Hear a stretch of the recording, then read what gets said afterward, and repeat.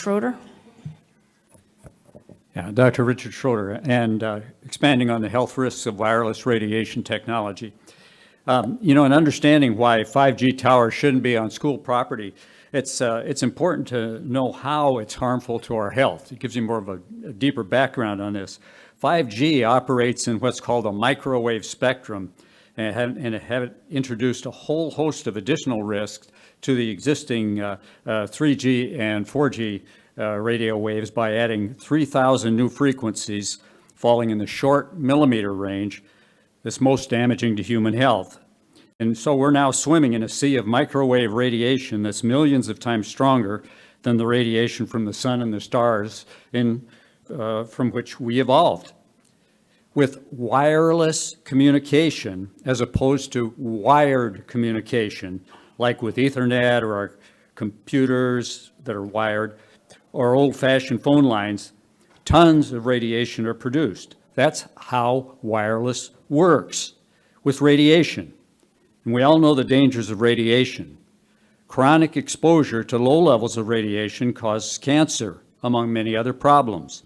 And worse, the effects of radiation are cumulative. There's been mounting evidence for decades that we humans in the plant and animal kingdom that we depend on are at considerable risk from this man-made electromagnetic smog. Life is based not only on chemistry, as we're taught to think, but more fundamentally on the unimpeded flow of electrons.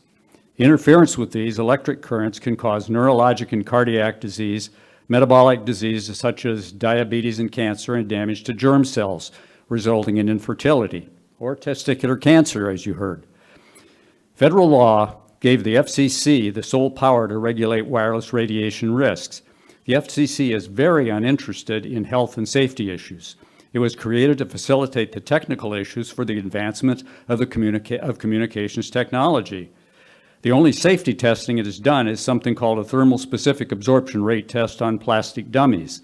That was many years ago. Since that time, it has ignored many other studies, including that of the NIH's National Toxicology Program, which showed severe harms in animal testing, specifically brain damage at 1/100th the human dose allowed.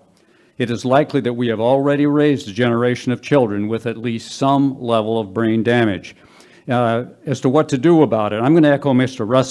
Rosso's request to completely reject any type of telecom offer until the county can update its permitting process, and also to help to get the County Board of Commissioners, to update their permitting processes to the federal and state code. Thank you.